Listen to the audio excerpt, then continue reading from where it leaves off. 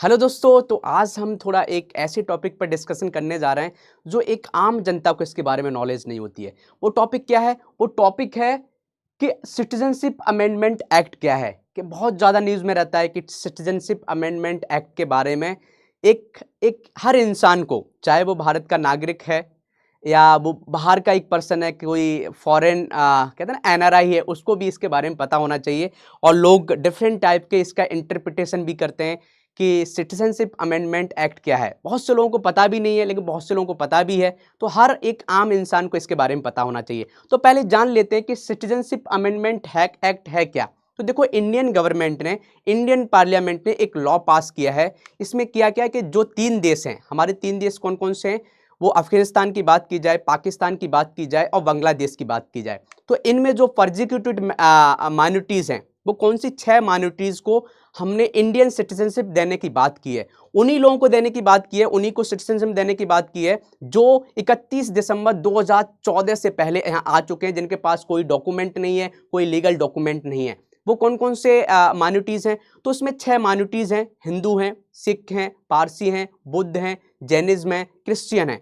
तो इस ये पता, बेसिक पता होनी चाहिए, 6 माइनॉरिटीज़ को, जो नॉन मुस्लिम माइनॉरिटीज़ हैं, हम उनको सिटीजनशिप देने जा रहे हैं। इंडियन गवर्नमेंट का क्या बोलना है? इंडियन गवर्नमेंट ये बोल रही है कि ये लोग यहाँ पर बहुत ज़्यादा परसिक्यूटेड होते हैं, इनके साथ उत्पीड़न ज़्यादा होता है, तो इसलिए ये 3 देशों से हम इन 6 माइनॉरिटीज़ को सिटीजनशिप दे देंगे यदि वो 31 दिसंबर 2014 से पहले भारत देश में आए, उनके पास कोई लीगल डॉक्यूमेंट है भी या नहीं भी है, तो भी हम दे देंगे। तो थोड़ा जानते हैं और क्वेश्चंस क्या क्या आते हैं। तो पहले तो आप समझ गए कि सिटीजनशिप अमेंडमेंट एक्ट, आपको समझ में आ गया होगा कि किन किन लोगों को सिटीजनशिप देने की बात की जा रही है। तो पहले हम देख लेते हैं कि इंडियन कॉन्स्टिट्यूशन की हम बात करें, भारतीय संविधान की बात करें, तो भारतीय संविधान में सिटीजनशिप के कौन कौन से प्रोविजंस हैं। तो उसकी जब बात करोगे तो आपको पता चलेगा, आर्टिकल 5 से लेकर 11 की हम बात करें, आर्टिकल 5 से लेके 11 तक इसमें प्रोविजंस दिए गए हैं कि इंडियन सिटीजनशिप किसको दी जा सकती है, कैसे दी जा सकती है। सो सब प्रोविजंस बहुत अच्छे से दिए गए हैं।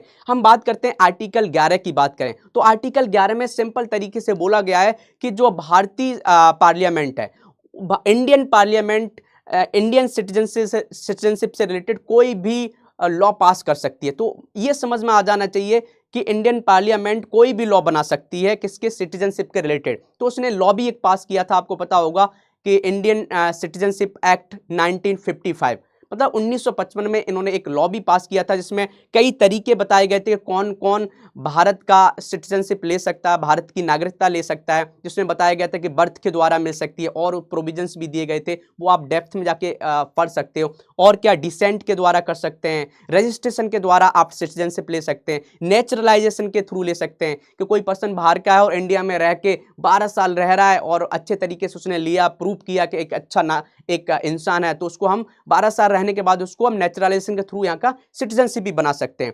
तो ये समझ में आ जाना चाहिए कि इंडिया में सेंट्रल गवर्नमेंट को हम बात करें, जो आपको ये भी पता होना कि लिस्ट जो होती है, एक सेंट्रल लिस्ट होती है, एक स्टेट लिस्ट होती है, एक कंकरेंट लिस्ट होती है। तो ये सिटीजनशिप जो आता है वो सेंट्रल लिस्ट में आता है, लिस्ट 17 में। तो कोई भी लॉ बन सकता है तो वो हमारा सेंट्रल ही बना सकता है, हमारी इंडियन पार्लियामेंट ही बना सकती है। तो इन्होंने लॉ भी पास किया, तो जो 1955 में किया, फिर अमेंडमेंट करके ये सिटीजनशिप अमेंडमेंट एक्ट पास किया। अब देख लेते हैं क्वेश्चन इससे रिलेटेड क्या है कि do you believe the CA addresses A genuine need for protecting A persecuted minorities in neighbouring countries. क्या आपको लगता है सच में कि ये वास्तव वे में कि जो लोग आए हुए हैं, जो माइनॉरिटीज हैं, जिनके साथ उत्पीड़न किया जा रहा है, क्या उनको वास्तव में ये एक सही तरीके से उनको बचाएगा? तो आप मान सकते हो। रीजन क्या है कि आप देखिए, अफगानिस्तान में अभी आप देखो, जब तालिबान आया था तो बहुत से सिख लोग भारत देश से डिमांड कर रहे थे कि प्लीज मुझे बुला लीजिए। तो आप एक तरीके से मान सकते हो कि डिफरेंट डिफरेंट जो माइनॉरिटीज हैं, उनको एक भारत देश क्या है, उनको एक तरीके से जगह देगा और उनकी सुरक्षा के लिए काम कर रहा है। तो ये एक सिंपल भाषा में समझ में आ जाना चाहिए। दूसरा हम देख लेते हैं, what are your thoughts on the religious criteria in the CA? Specifically, it is focused in providing citizenship to non Muslim minorities from certain countries.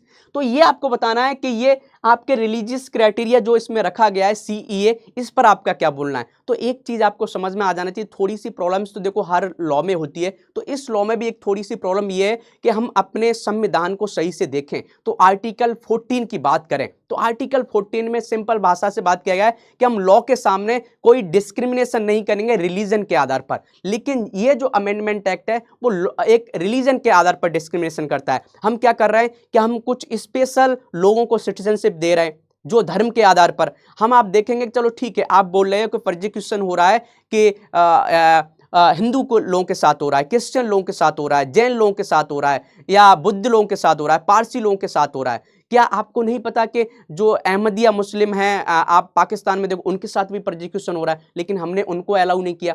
हम बात करें म्यांमार की, म्यांमार में आप देखो रोहिंग्या जो मुस्लिम उनके साथ परसिक्यूशन हो रहा है, लेकिन हम उनको अलाउ नहीं कर रहे हैं। ऐसे हम देखें तमिल कुछ लोग हैं जो श्रीलंका में, हम उनको अलाउ नहीं कर रहे हैं। तो थोड़ी सी ये बात है कि हम यहाँ पर एक रिलीजन के आधार पर डिस्क्रिमिनेशन कर रहे हैं, तो यहाँ पर आर्टिकल 14 का एक वायलेशन हो रहा है। ये थोड़ी सी एक दिक्कत है, ये आपको समझ में आ जाना चाहिए। फिर आप देखेंगे do you think the CA contradicts secular principles. अब देखेंगे हमारा जो संविधान है वो क्या है, धर्मनिरपेक्षता को प्रमोट करता है, क्या उसके खिलाफ है। तो देखो खिलाफ चीजें क्या है कि किसी भी देश को अपने लॉ बनाने का एक अधिकार होता है। तो आप इंडियन पार्लियामेंट के पास इतना अधिकार है, वो किसको एक्सेप्ट करे किसको ना करे ये उसके पास अधिकार है। लेकिन हाँ, हम बात करें आर्टिकल 14 को जब देखते हैं तो वहां कन्फ्लिक्ट होता है, जैसे मैंने आपको बताया, तो थोड़ा सा कन्फ्लिक्ट तो है। अब थोड़ा देख लेते हैं कि how do you perceive the potential impact of CA on the social fabric and communal harmony in India. कि हमारे जो सोशल फैब्रिक को कैसे, तो सोशल हम फैब्रिक की हम बात करें, भारत देश में हर कम्युनिटीज के लोग रहते हैं। आप हम स्टार्टिंग से प्राचीन काल की बात करें, भारत देश ने हर उत्पीड़न जिन लोगों के साथ उत्पीड़न हुआ उन लोगों को आने के लिए जगह दी। हम प्राचीन काल की बात करें, पारसी लोगों के साथ जब ईरान में उत्पीड़न हो रहा था, उनके साथ परसिक्यूशन हो रहा था, हमने जगह दी। और आज देखोगे पारसी लोग बहुत अच्छे से रह रहे हैं और बहुत भारत के ग्रोथ में उन्होंने रोल भी अदा किया। तो अभी भी हम जो लोगों के साथ हो रहा उनको भी हम सपोर्ट कर रहे हैं कि आप आइए, आपका स्वागत है। तो यहाँ पर क्या है, भारत देश पहले ही से सोशल हार्मोनी बहुत अच्छी है, लेकिन लोग क्या होते हैं उसको गलत तरीके से इंटरप्रेट करते हैं कि हम जो दूसरे देश से जो यहाँ के हिंदू लोग आ रहे हैं तो यहाँ के मुस्लिम लोगों के लिए बहुत ज़्यादा खतरा हो जाएगा या फिर दूसरी कम्युनिटी के लिए खतरा हो जाएगा। ऐसा कोई नहीं है। यहाँ पर बहुत से भारत देश में लोग हमेशा आते रहते हैं। यहाँ क्या कहते हैं ना, इसकी जो कल्चर है वो कल्चर इतनी जबरदस्त है कि कोई आता है यहाँ से घुल मिल जाता है, एक नई कल्चर बन के निकल के आती है, तो उससे किसी दूसरी कम्युनिटी पर कोई असर नहीं पड़ेगा। ये आपको समझ में आ जाना चाहिए।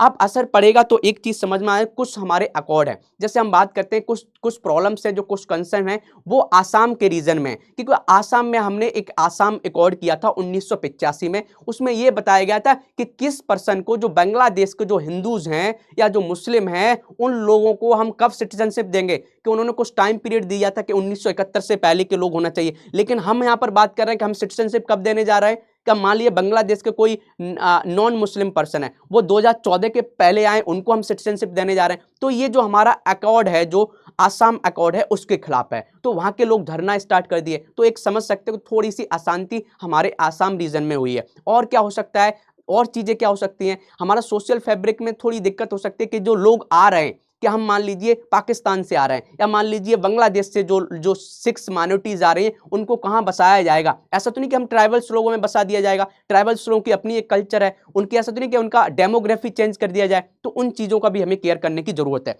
अब हम थोड़ा और देख लेते हैं कि what are the concern if any regarding the CA implementing and its implication on existing citizenship specially minorities.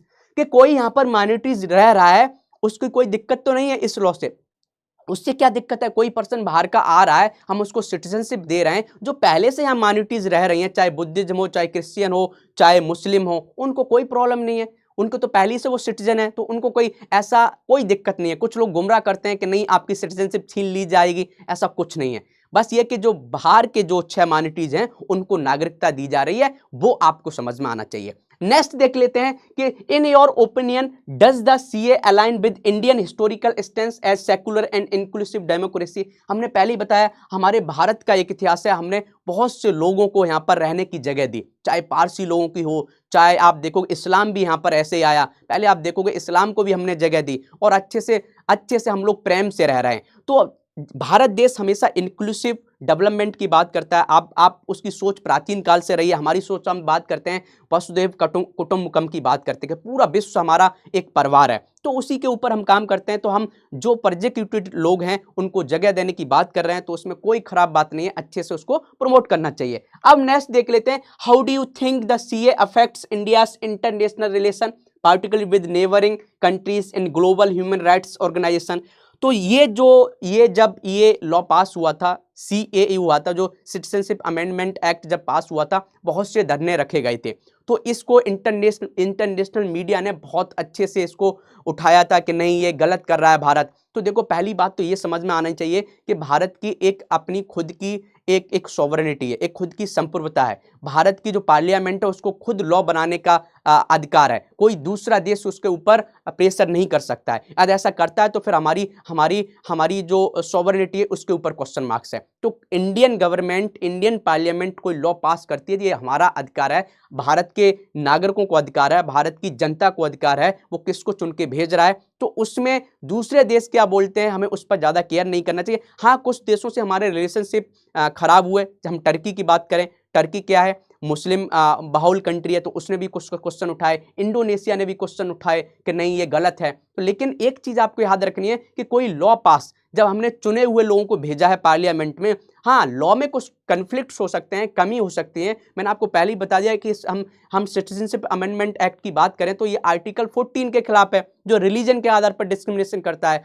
लेकिन उसी टाइम पर आपको ये भी ध्यान रखना है कि यूएसए हमारे ऊपर प्रेशर दे या कोई ऑर्गेनाइजेशन हमारे ऊपर प्रेशर दे कि ये लॉ खराब है, इसको रद्द कर दो। कहने का मतलब हमारी इनडायरेक्टली हमारी जो सॉवरेनिटी है, हमारी संप्रभुता है, वो नष्ट हो रही है, तो उसको हमें उसका केयर करना चाहिए। ठीक है, अब क्या है दूसरा देख लेते हैं, what measures if any do you believe should be taken to address the concern raised by various stakeholders regarding the CA।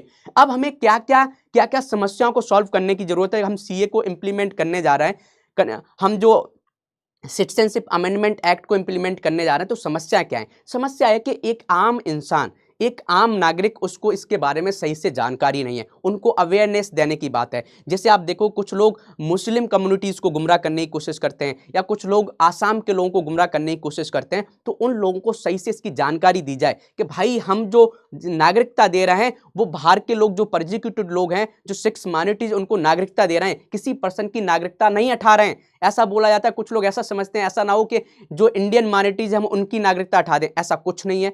कोई डिफॉल्ट नहीं किया जाएगा। यहाँ के जो लोग हैं वो नागरिक हैं, जिनको पहले से नागरिकता, उन सभी के पास नागरिकता रहेगी। बस ये कि जो 6 माइनॉरिटीज हैं 3 देशों से, हम उनको यहाँ पर नागरिकता देने की बात कर रहे हैं। इतना आपको अच्छे से समझ में आना चाहिए। ओवरऑल डू यू सपोर्ट और oppose the citizenship amendment act and why?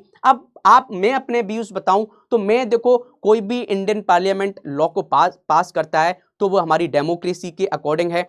अब हमने उनको चुन के भेजा है और लॉ को पास किया जाता है, पार्लियामेंट में कोई लॉ पास हो जाता है, कहने का मतलब हमारी डेमोक्रेसी के अकॉर्डिंग काम होता है। हाँ, लॉ में कुछ कमी है, मैंने आपको पहले ही बता दिया, तो मैं तो इसको सपोर्ट करता हूँ कि कुछ लोग मान लीजिए जिनके साथ परसिक्यूशन हो रहा है। हम बात करें तालिबान जब आया था तो कितने लोग जो हिंदू माइनॉरिटीज थे वो बहुत परेशान थे। पाकिस्तान में भी देखोगे हिंदूज माइनॉरिटीज के खिलाफ बहुत सा उत्पीड़न किया जाता है, उनके मंदिर तोड़े जाते हैं। तो जब वो उनकी पॉपुलेशन में इतनी दिक्कत है, उनकी समस्या है, तो उनको सॉल्व करने के लिए हम जगह दे देते हैं, उसमें कोई खराब नहीं है। बस ये है कि कोई दिक्कत ये है कि जो डिस्क्रिमिनेशन धर्म के आधार पर होता है तो हमें वो थोड़ा हटा दिया जाता, तो और इंक्लूसिव हमारा ये लॉ माना जाता। जैसे तमिल के लोगों को भी इसमें इंक्लूड कर दिया जाता, रोहिंग्या मुस्लिम को भी इंक्लूड किया जाता। लेकिन ये डिपेंड करता है कि उसकी सरकार क्या चाहती है। किसी पर्सन को एक्सेप्ट कर रही है, कुछ मान लीजिए कुछ सेलेक्टेड लोगों को नागरिकता दिया जा रहा है, तो उसमें कोई गलत बात नहीं है। वो इंडियन पार्लियामेंट, जो हमारा पार्लियामेंट है, उसके हाथ में है, तो उसमें आप किसी दूसरे देश का